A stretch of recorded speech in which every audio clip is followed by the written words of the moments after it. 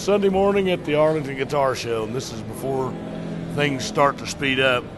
Good morning, Ryland. One of our favorite people, Ryland's been a fixture, and this guy has always had an eye for the unique. He'll do some. This year he brought things in threes. We've got he had three or 1/4 size K basses, but he has got always some of the most unique stuff that we'll run across. Here's an East Coast dealer that's always got some really, really nice stuff.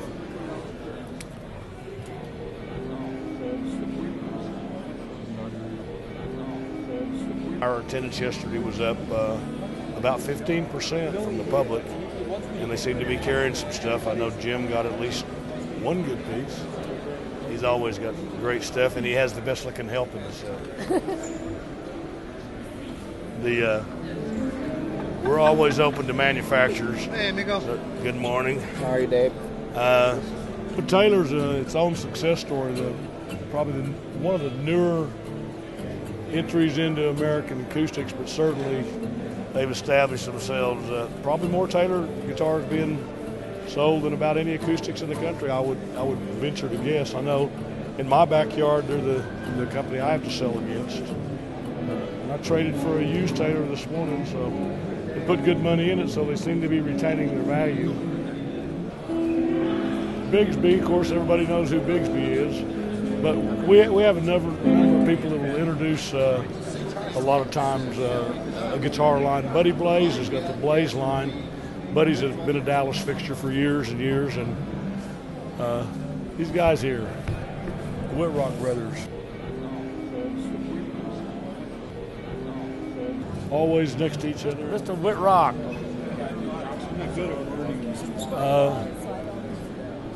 There's Thomas this morning. Jam was great. There's not much in the guitar line that you can't find at the Arlington show. Some of the rare stuff out there that I've seen this weekend. Jim Baggett from Mass Street Music had a Rosewood Ray Whitley, extremely rare guitar. Larry Briggs sold a Gibson, like an L30 style Mandocello. I've never seen another one. I think that guitar actually went to Sweden, I believe, is who bought it. We've always got a number of international dealers that are buying and selling. They'll bring Marshall product or European product over here and barter, trade, sell, and take back American product. Guitars West, Gary Hernandez has been in business probably 25 years, and we never know what he's going to show up with. And he's got some new old stock Tokais this year. I'm going to try to trade him out of some of those. King Tut Campbell. Tut's been around for probably 25, 30 years. He's located now in Harrison, Arkansas. This guy here is one of my favorite people to deal with, Derek. How's your show going? The show's going real well. Can't complain a bit. Well, there's not enough naked women running around, but that's not your fault. Well, I thought there were too many last night. But I was in bed by 10, fall asleep at 11, slept all the way to 6:45. Feeling good well, today. This guy's the hardest working man in the business. No. Drew is the hardest working man. That's true. That's true. I'll stand corrected. Derek's out of Nashville, has a long history with the show, and did an apprenticeship, I guess, of sorts with Gruen Guitars 20 years ago or what? 15 years ago. 15 years ago. But Derek is a mainstay at virtually all of our shows. He travels with us to Chicago. He was at all the Austin shows. He's always in Nashville. And I think one of the things that keeps him coming back is he has established pretty much a clientele that like to do business with him. They know he's a straight up guy, and they can see something, a photo of it or whatever, and they know that if they buy it from Derek, it's going to be what he said it was. You having a good show? Oh yeah, great. I sold him a gold top 20 years ago. Let's don't live in the past. Buy another one. Andrew Wynn, how's the show been for you? It's been great. Andrew is the lifeblood of this industry to a lot of us. He's one of the few young guys who's really picked up the gauntlet and is charging full bore into the future. There's a lot of established dealers that see that a lot of themselves in Drew when we were younger and full of piss and vinegar. But he's kind of the go-to guy. He's virtually at every show in the country. And we all like to take credit for mentoring him, but the guy's like a sponge. And just a book of knowledge on the market value and stuff. But Drew's probably turned as many guitars as anybody in the country. Real happy to have. We need to clone him. We need about 10 more guys like Drew in the business just to keep it thriving, but I don't want to buy against 10 guys like him. Gary, you got a minute? Got a second? Got a second? How's your show going? Going well, having a lot of fun, meeting up with a lot of friends. You bought anything earth-shaking? Nothing earth-shaking, but something that I really like. Something so I'm that you very really happy. like. Yeah, I got a little blonde Dwayne Eddy. You know, you don't see too many of those, so I'm very happy. No, you're partial to blondes. Really? Really. It's not a secret. Aren't we? It's not a secret. It's not a secret. I understand you sold a blonde this weekend, too. Might have, actually. He might have. It kind of holds his cards close, but you can look at his merchandise and tell that he's a real player. Gary, I think Gary's been at every show I've been to, so when did you start coming? I think 79 or 80. 79 or 80, and that's about when I started, too. So we've watched our families grow up together. It's kind of like a dysfunctional family that comes home to grandmother's for Thanksgiving being Arlington. They all get along for the weekend over the table, and they go back and fight like brothers. That's right. for the rest of the year. Well, it's always great to be here. We always love seeing our extended family. Yes. You know, we share a love and joy for all these. Yeah, now let's finish dinner, get the dessert, and go home. See you later. Thank you. Thanks so much, guys. Hats and boots. We are in Texas, and it's just part of it. Kerry from Farmhouse has got an eye for boots that fit me, and he will have some of my money before the weekend's over. I'm satisfied with that. Buddy Blaze, buddy, how you doing this morning? Thank you for last night. We got you on awfully late, but I stayed till the last dog died. That was the damn noise. Buddy just moved back from Hawaii. The no down was spoiled. He moved back about a year ago. April. So the Blaze guitars. He had some guests last night, some artists that played. With a young kid from St. Louis, I'm glad he's from Missouri. We can lay claim to him. Yeah, you can lay claim to him because, like you said, from Missouri. Because I don't think it's going to contain him. No, I don't think. No, he's too big for St. Louis. He's special, man. Yeah, you can tell. Thanks for everything. You bet. I don't know where Larry Briggs is at today. Larry Briggs is. Yeah, there you go. Hey, Larry. How's your show been? My show's been great. Had a good one? Finally sold some stuff. I finally sold some stuff. Well, let me tell you, he didn't sell it too cheap either because he's never been known to do that. Might be surprised. No, Larry was at the very first guitar. You at the first one? Yeah, I was a guest. I was a vendor. How many people were at that one? I think about 12 to 14 booths. We had a couple of New Englanders come down, and Dave DeForest from Guitar Trader, and then Frank Lucido out of California. The rest of the guys were like from Texas and Oklahoma. But we had Tut Campbell out of Atlanta, and had Ed, had the Flying V's, Ed Mosley out of the Southeast, and they were the guys coming the farthest. Most of us guys from Texas, Oklahoma. It's good to see young players. Somebody's got to pick up the gauntlet. Exactly.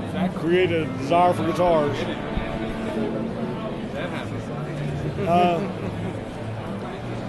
This is just one of the two rooms that are actually there are three rooms.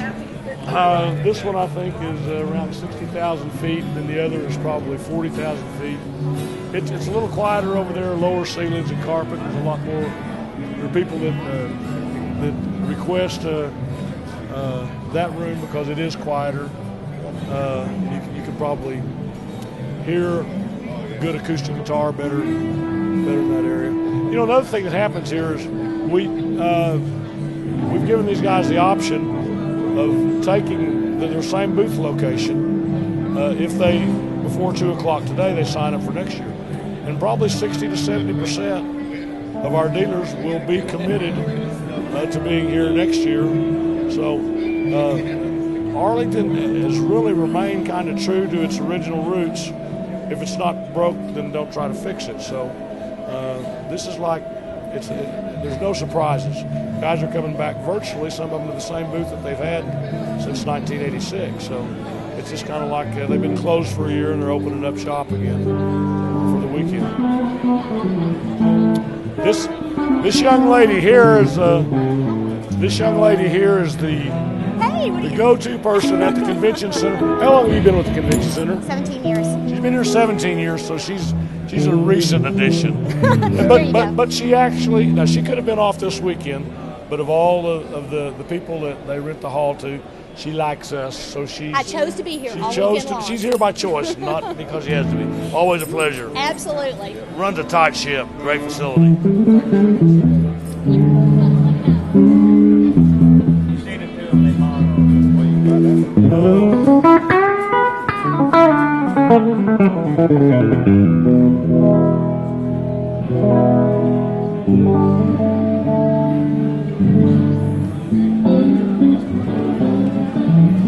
We've got probably another 45 minutes before this place just turns into a madhouse.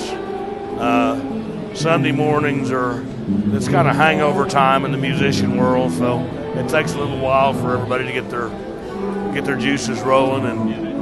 But noon to 4 today will be some of the most frantic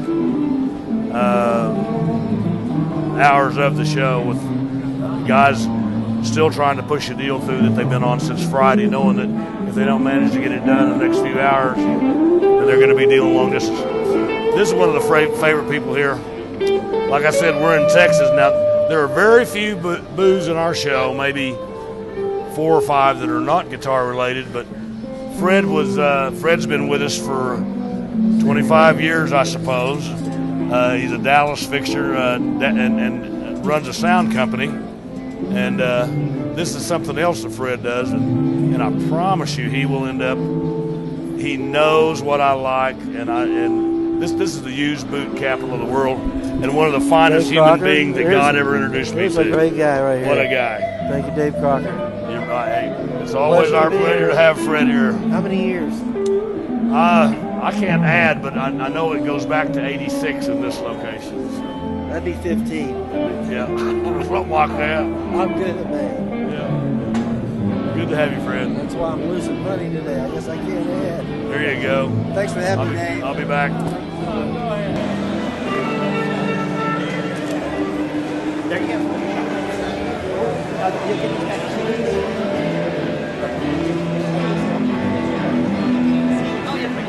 My number? Yep. To Gary Hutchison. Gary's hosted the jam for us for the emceed the jam and pushed hard, try to make everybody try to keep up. Top-notch player from the great state of Missouri, living in Arkansas currently, but we've only known each other for 35 years or so. Someday maybe we'll be friends. Someday. Yeah, Mike's been coming forever. Memorabilia capital of the world. He also runs Online Jam magazine, which at one time was a paper publication, but he's now doing that all online, and also doing some web designing for people. But he's got the stuff. If it's guitar related, concert photos and memorabilia minutia, Mike's got it. Bring the door, they got all have tickets. That's right, got them for you. Excellent. Norm Harris, Norm's Rare and Vintage. Reseda? Tarzana. Tarzan with an A. When did you move out there? Well, it's really right next to Reseda, so I've been in that area for 45 years. Didn't you move to a different location in the last few years? Ventura Boulevard, yeah. A little more mainstream. Norm's been at every show. Norm's a big part of the success of our shows because you have to have guys like Norm who will come here primarily to buy. How's your weekend been? Been good. Bought about 55 or 56 things. 55, 56. He can tell you which. He's just not. Yeah, well, but I mean, the thing is, not all of it. a lot of it is store stock, where I'm light in one thing, and I try to balance my stock and make sure. I like when people come into the store that they're going to be impressed and that they're going to find what they're looking for. Yeah. Although Murphy's Law, they always come in the one thing that I don't have. That's what they want. I don't know what you don't have. It's pretty amazing, but they always find it. Ridiculous store, but there's not enough Norm Harrises to go around for us. We need buyers like this that can come in, and he's a tough guy. But no, I'm not. I'm the pussycat. Well, he can be. He can be. You just have to find what that sweet spot is, what it is that he's that he's got the place to go with. I'll never forget. Always a serious buyer. I'll never forget one show. Do you remember that show where there was a guy standing with like a Japanese case? I spotted the guy and I said, "What do you got in the case?" And he said, "Oh, it's an old Les Paul." And I bought the guitar. It was a Sunburst Les Paul. And Dave was standing right behind me. And at the time, this was years ago when the prices were a lot less. But I think it was, I don't remember if I paid $25, and he came up within 10 seconds and said, "I'll give you $30 for it." I said, "You just bought yourself a guitar." And, yes, you can buy guitars from him. That's right. Absolutely. I'm always into a quick turn, but Dave's a buddy, so I wanted to see always him a make pleasure. out Yep. You got any more 60s you want to sell for $30 today? I got a 60, but it ain't a Les Paul.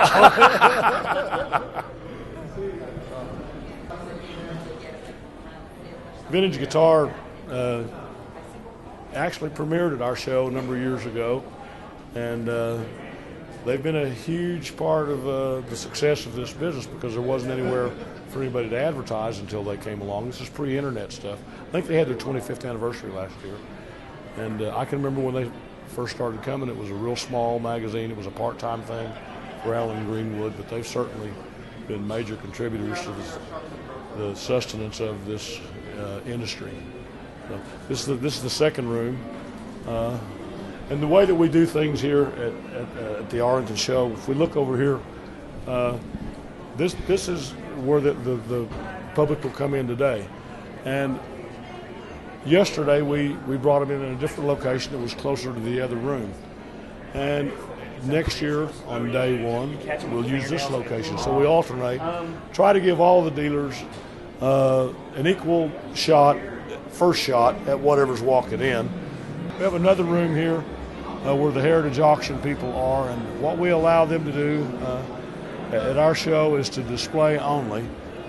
They are showing, I think, maybe 85 or 100 examples of guitars that will be at auction in California in a week or so. So the major buyers, most of whom are here, the major dealers, most of whom are here, can get a first-hand and look at that stuff and do an inspection of it so that they can go home and then bid with confidence on the stuff instead of having to rely on someone's descriptions. I think we branched out into this room about 10 years ago. We'd outgrown the other one. It may have been a little longer than that, but these guys, Olivia's from Carbondale, they're major players in the industry now, and relative newcomers. I'm going to guess probably in the last 10 years, and very eclectic gathering of stuff. And we watched them go from being kind of bottom feeders that liked cheese and cheap stuff, and then have moved into this. Tim Cummer, how's your day? Great. Another day in hell. National king of the world. It's a small title, but I'll wear it. Tim's been coming to the show since day one. Yep. There's not a guy in here that's been in business very long that doesn't know who he is. He's being modest, but Tim is the go-to guy on steel body guitars, Nationals. There's Tim's lovely wife, Mitzi. Yes. Mitzi hadn't been to a show in 25 years, so she was missing us. That's right. Come back. This is really rare to see somebody in Tim's booth. So, it's the only reason he brings me is so I can sit here. Yeah. I sold him a guitar this morning. I know. Glad to have you, Mitzi. Right. You stranger. Hey, what do you? No stranger than you. You been here all weekend? Yeah. I haven't gotten over there yet. But, well, how you been? Not enough hours in the day. I'm the most blessed man on the planet.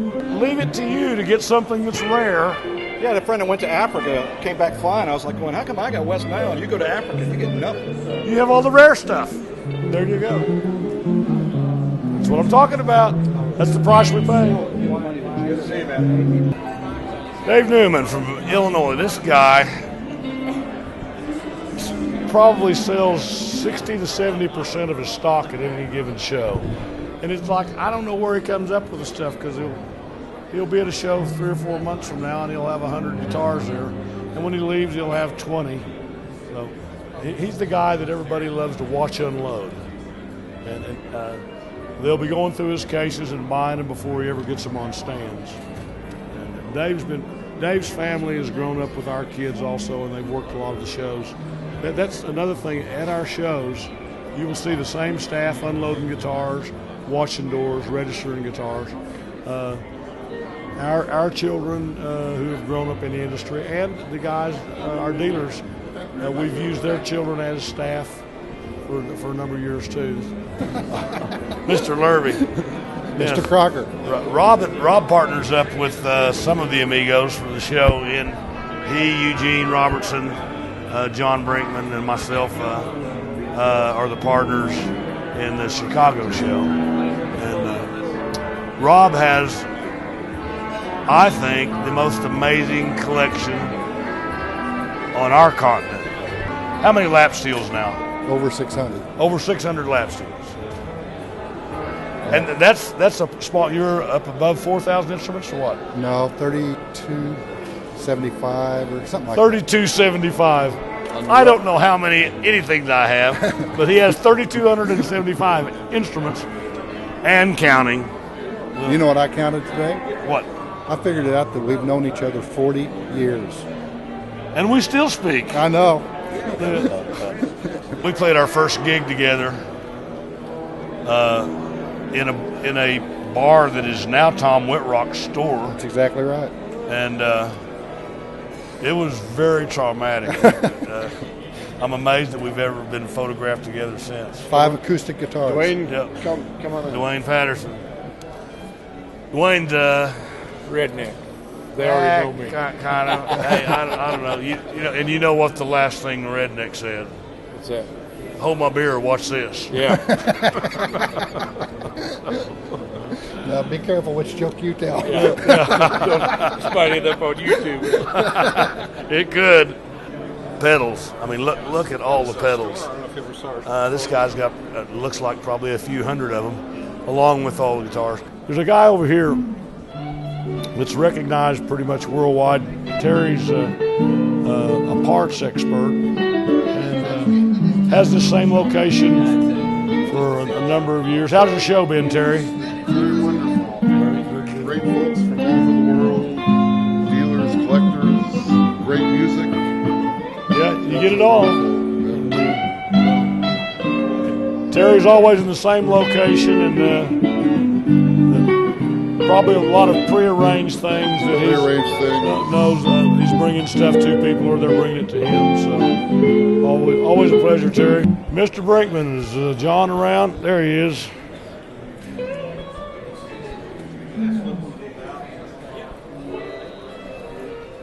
John is the godfather of this industry. John Brinkman. John started this whole mess. He and Charlie Wirtz, who passed away in, I believe, 1984, 85 was when. But John was at that first show, and he brought Larry and I into the business in 1984. Pleased to meet you, John. Thanks for coming. John's recovering from a rough winter, but he's going to fight through another 10 of these shows before we're all going to quit together. But this industry certainly owes this man a great deal. Had it not been for his foresight, I don't know that the market would have ever developed the way that it did. I don't take any credit at all for that. I give it to John Brinkman for He should have it for too. putting some people together that of the same interest and making it work for a few years when there wasn't any money to be made in it. But his passion for the instruments kept it going when there wasn't any money. The only payoff was that maybe you got something good to take home. Yeah. Love you. Love you too, son.